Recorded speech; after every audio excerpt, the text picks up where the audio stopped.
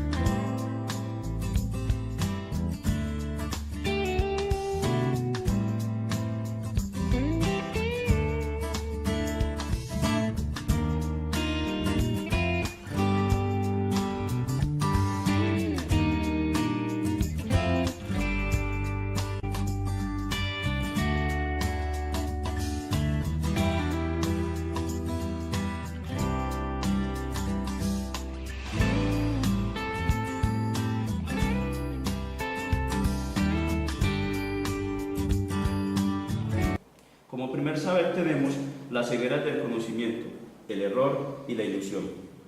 Es muy reciente el hecho de que la educación, que es la que tiende a comunicar los conocimientos, permanezca ciega ante lo que es el conocimiento humano, sus disposiciones, sus imperfecciones, sus dificultades, sus tendencias tanto al error como a la ilusión.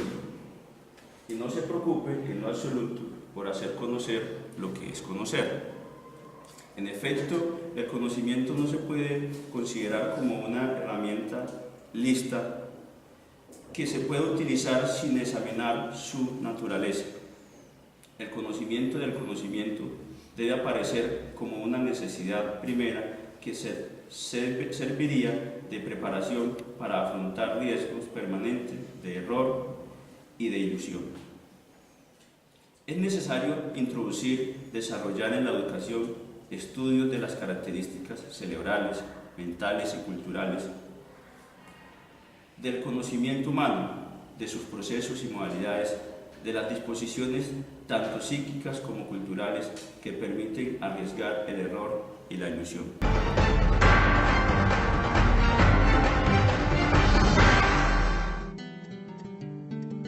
El conocimiento. El conocimiento es el mundo mismo. Pero para que un conocimiento sea adecuado en educación debe tener elementos como: número 1. El contexto. El contexto es el conjunto de circunstancias que se producen alrededor de un hecho o evento dado, que están fiablemente comprobadas. Es decir, es donde se encuentra la información que se procesará para convertirse en conocimiento. El conocimiento de las informaciones o elementos aislados es insuficiente. Hay que ubicar las informaciones y los elementos en su contexto para que adquieran sentido. Número 2. Lo global. Es la relación entre todas las partes. Es decir, lo global contiene partes diversas ligadas de manera interretroactiva o organizacional. Así, la sociedad es más que un contexto, es un todo organizador del cual hacemos parte nosotros. El planeta Tierra es más que un contexto, es un todo a la vez organizador y desorganizador del cual hacemos parte. Número 3. Lo multidimensional. Las unidades complejas como el ser humano o la sociedad son multidimensionales. El ser humano es a la vez biológico, psíquico, social, afectivo, racional. Así como también la sociedad comporta dimensiones históricas, económicas, sociológicas, religiosas. El conocimiento pertinente debe reconocer esta multidimensionalidad e insertar allí sus informaciones, es decir, no se puede revisar las cosas como partes aisladas sino más bien, en relación y progresión. Número 4. Lo complejo. El conocimiento pertinente debe enfrentar la complejidad. Hay complejidad cuando son inseparables los elementos diferentes que constituyen un todo. La complejidad es la unión entre la unidad y la multiplicidad. Por esto la educación debe promover una inteligencia general apta para referirse, de manera multidimensional, a lo complejo, al contexto en una concepción global. La inteligencia general. La mente humana está en capacidad de desarrollar y comprender elementos particulares y especializados del contexto. Sin embargo, es necesario la activación de la inteligencia general para un amplio conocimiento del mundo, en lo cual, es preciso impulsar la educación tomando en cuenta los conocimientos previos vividos durante la infancia y adolescencia, para así promover en los individuos el discernimiento general para ser capaces de obtener un amplio conocimiento del mundo. La antinomia. Los conocimientos generados por los individuos, están dispersos y desunidos con respecto a las especializaciones disciplinarias, por lo que, se ha dejado a un lado las realidades globales y complejas. De manera que, los problemas fundamentales y globales no son rescatados por las ciencias disciplinarias, lo que genera, la disyunción entre las humanidades y la ciencia, a su vez, permite dificultad en el ejercicio y desarrollo pertinente del conocimiento, pierden sentido la percepción global, debido a que cada quien vela por la responsabilidad de su tarea especializada, y no hay preocupación ni vínculo de solidaridad hacia los demás. Reducción y disyunción. La mayoría de las ciencias obedecían al principio de reducción, que disminuye el conocimiento de un todo al conocimiento de sus partes. Como si la organización de un todo no produjese cualidades o propiedades nuevas con relación a las partes consideradas aisladamente, también puede enceguecer y conducir a la eliminación de todo aquello que no sea cuantificable ni mensurable, suprimiendo así lo humano de lo humano, es decir, las pasiones, emociones, dolores y alegrías. Los grandes problemas humanos desaparecen para el beneficio de los problemas técnicos y particulares. La incapacidad de organizar el saber disperso y compartimentado conduce a la atrofia de la disposición mental natural para contextualizar y globalizar. La falsa racionalidad. Nos encontramos en vía de una subordinación a la IA. Inteligencias artificiales, instaladas en las mentes en forma de pensamiento tecnocrático relacionada con máquinas artificiales. La falsa racionalidad, es decir, la racionalización abstracta y unidimensional, triunfa sobre las tierras, las soluciones presuntamente racionales, sugeridas por expertos convencidos de estar obrando en bien de la razón y progreso, por lo que se encuentra más que supersticiones en las costumbres y miedos de las poblaciones, han empobrecido enriqueciendo, han destruido creando. El triunfo de la racionalidad se encuentra la revolución verde para conservar el tercer mundo, en la que incrementa fuentes alimenticias para evitar la escasez. Con la multiplicación de un solo genoma vegetal sobre las superficies resulta ser dañino por la ausencia de la variedad genética, provocando la pérdida de las cosechas por la que se debía establecer una nueva. Por otra parte, los derrames masivos de abonos que degradan los suelos provocan la erosión, la acumulación de pesticidas destruyen las especies. Se han producido grandes progresos en los campos del conocimiento científico y de la técnica. Al mismo tiempo ha producido una nueva ceguera hacia los problemas globales, fundamentales y complejos, lo que genera innumerables errores por los científicos, técnicos y especialistas. En el segundo saber para la educación del futuro están los principios de un conocimiento pertinente. La educación de hoy no se educa para la pertinencia, sino se educa para las cosas que vivimos en el pasado y que de hecho ya son pasado. Existe un problema capital aún desconocido, la necesidad de promover un conocimiento capaz de abordar las problemáticas globales y fundamentales, para inscribir allí los conocimientos parciales y locales. La supremacía del conocimiento fragmentado según las disciplinas impide a menudo operar el vínculo entre las partes y las totalidades, y debe dar paso a un modo del conocimiento capaz de comprender los objetos de sus contextos, su complejidad y sus conjuntos. Es necesario entonces desarrollar la amplitud natural de la inteligencia humana para ubicar todas sus informaciones en un contexto y en un conjunto. Es necesario enseñar los métodos que permiten aprender las relaciones mutuas y las influencias recíprocas entre las partes y todo el mundo completo.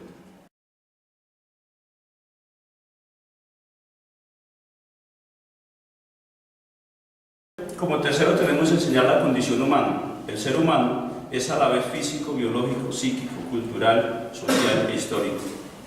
Es esta una unidad compleja de la naturaleza humana, la que está completamente desintegrada en la educación a través de las disciplinas y que imposibilita aprender lo que significa ser humano.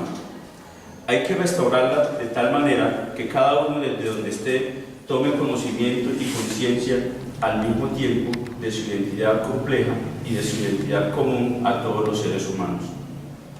Así, la condición humana debería ser objeto esencial de cualquier educación. Este capítulo indica que a partir de las disciplinas actuales es posible reconocer la unidad y la complejidad humana, reuniendo, organizando conocimientos dispersos en las ciencias de la naturaleza, en las ciencias humanas, la literatura y la filosofía, y mostrar la unión indisoluble entre la unidad y la diversidad de todo lo que es el ser humano.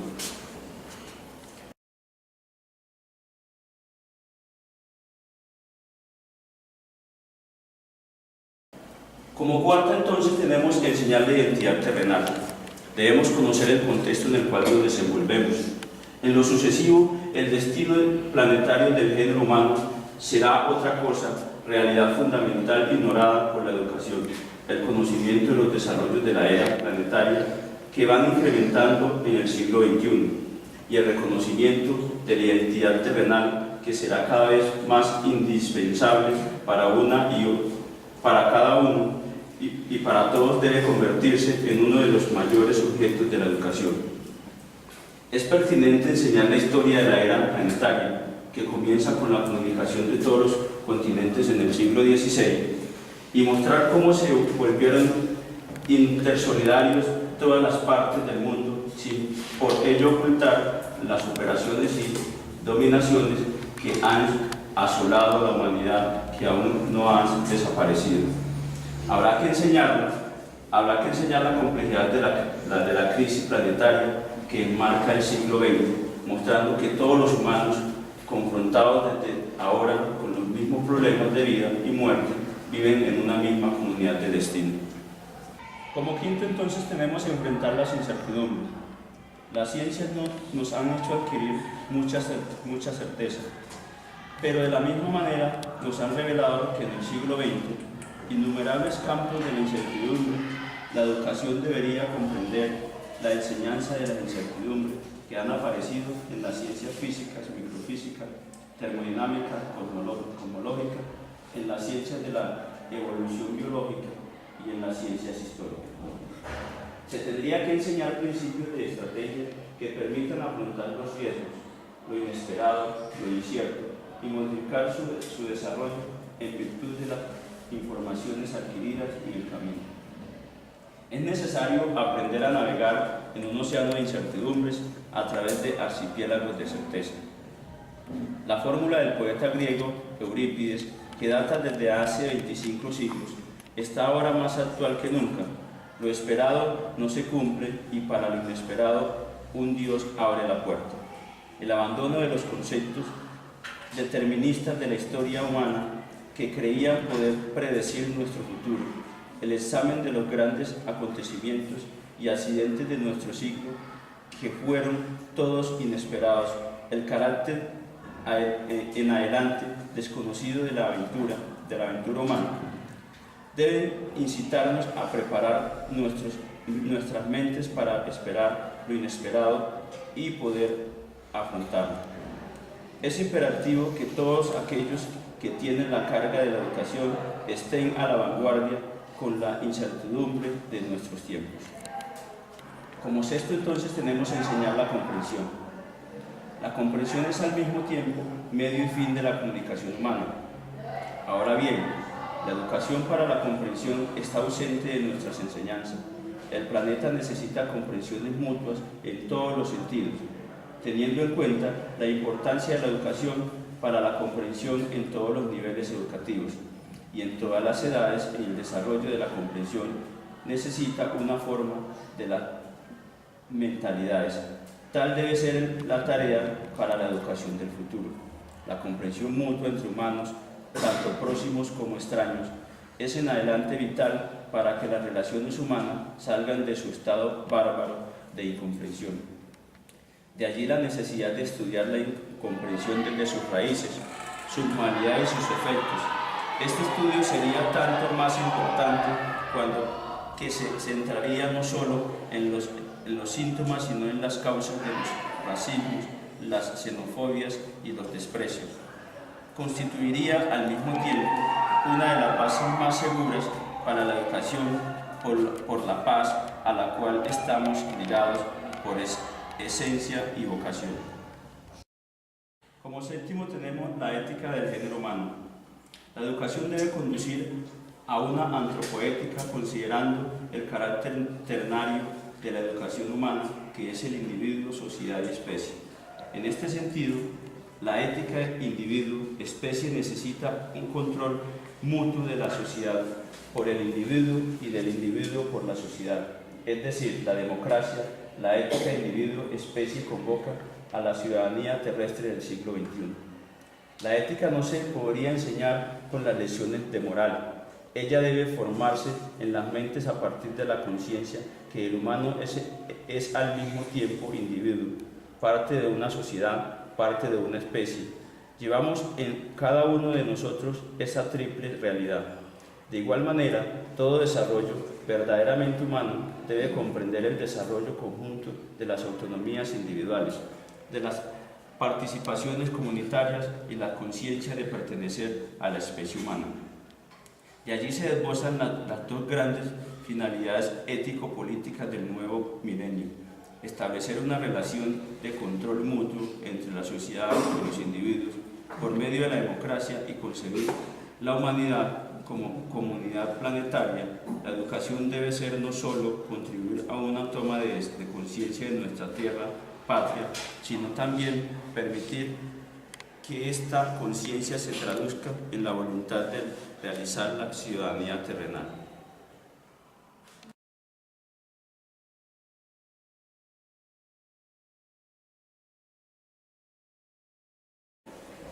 ¿Quién es Edgar Morin?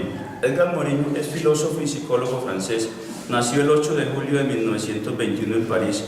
Se crió en el seno de una familia de orígenes sefardí, vinculada al Frente Popular en la Federación de Estudiantes Fretinistas y al gobierno republicano español durante la Guerra Civil Española.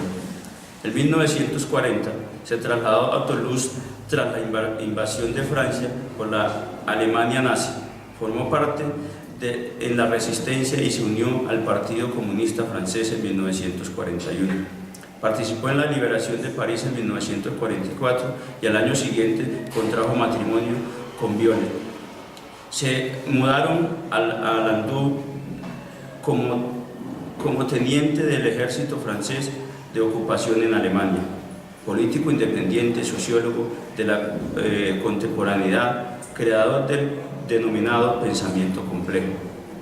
Además, Edgar Morin produjo su primer libro cuando tenía apenas 25 años, iniciando así una larga y productiva carrera que sostiene hasta la fecha, cuando menos de 50 obras de relevancia y trascendencia se apuntan en su haber. Lo anterior sin considerar la infinidad de artículos que ha escrito para su publicación en los diferentes medios, principalmente en los periódicos y revistas de circulación nacional e internacional.